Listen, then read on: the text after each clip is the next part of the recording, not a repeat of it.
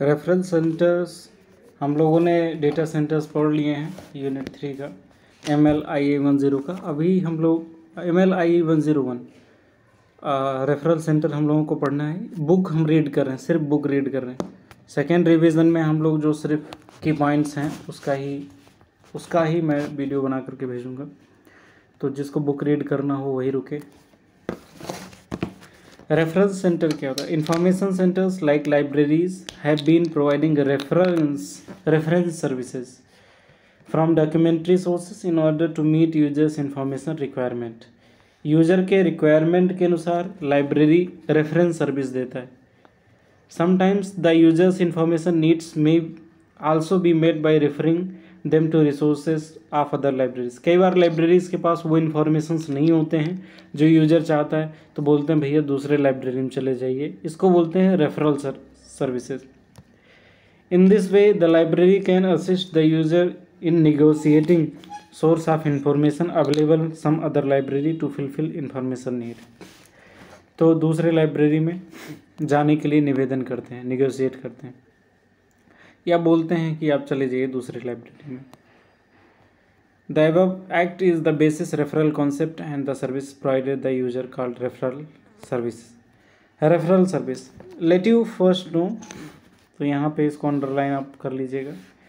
Let you first know what is referral service, how it is different from reference service. In reference service, the user of librarian or the librarian refer directly to the source of document.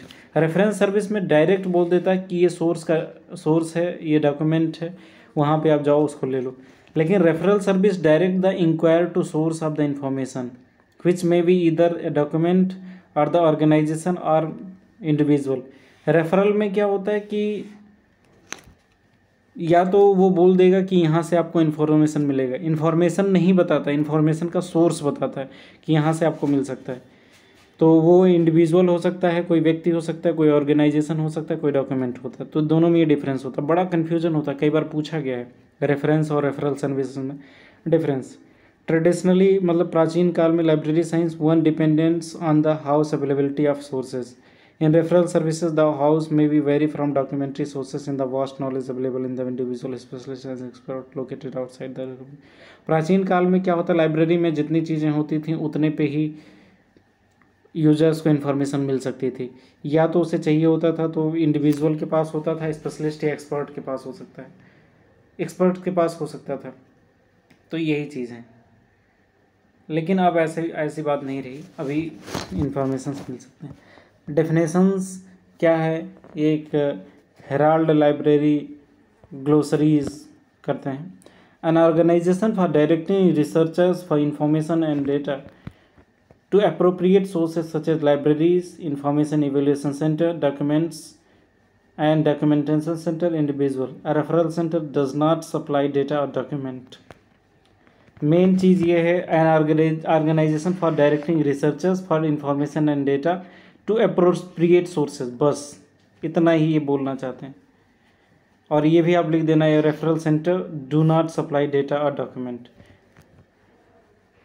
Referral centre is come short and information desk for scientific and technical community which does not provide inquiry. अब देखो refer कर दिया।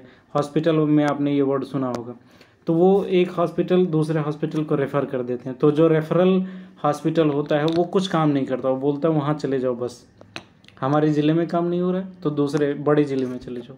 ये need and purposes of referral services. A single institution और organisation like library can not cater to the users increasing and varied need of information. Can not cater the user increasing need. इतना ज़्यादा information users को चाहिए होता है कि एक library तो कर ही नहीं सकता। It can not also perform every function, सारा काम तो ये कर नहीं सकता। Even a large computer system and network unable to cope this growing mass of the information.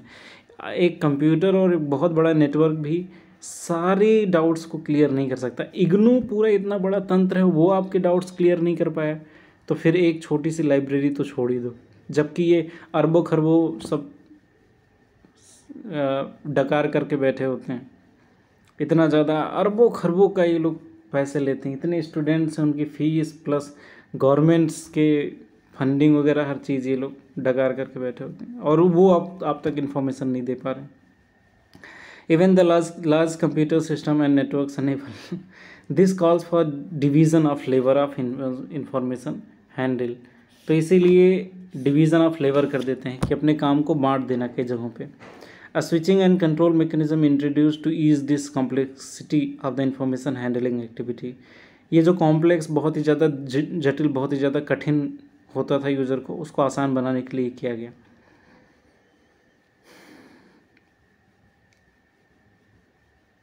The basic purpose of referral center to ease the stress of single information system which is being loaded with services। तो इसके लिए किया गया। Some of the factors of change this context: bulk factor, time factor, current information factor, evaluation factor, personal factor। ये कुछ चीज़ें हैं factors की वजह से ये आई हैं।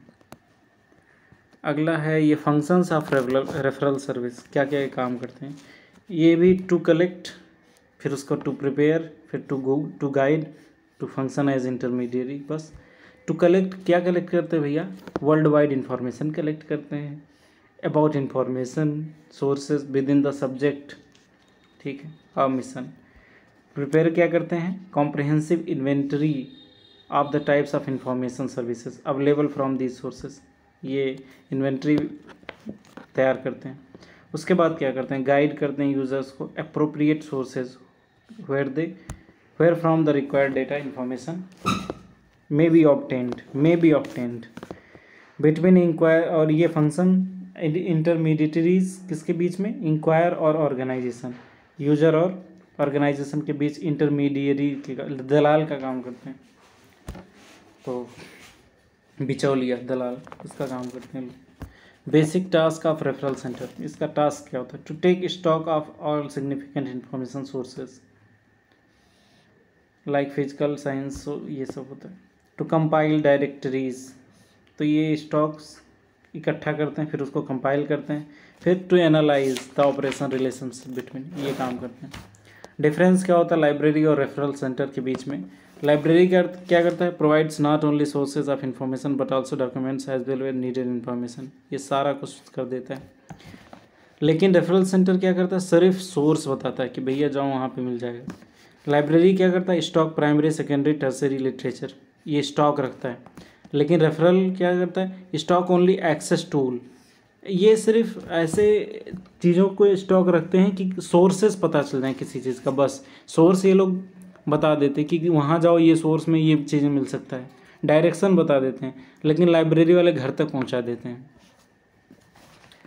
Provides inquiry reference bibliography other range of services, ये केवल इंक्वायरी सर्विस को देते हैं। ये दोनों में डिफरेंस होता है, पूछा गया तो आप बता सकते हैं। Activities of some notable referral centres, कुछ यहाँ पे एग्जांपल्स दिए गए हैं। सबसे पहला एग्जांपल है National Referral Center library of Congress, तो ये हो गया। ये क्या काम करता है?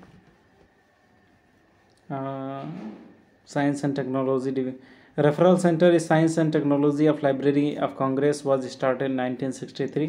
The referral centre of reference department works closely with another division.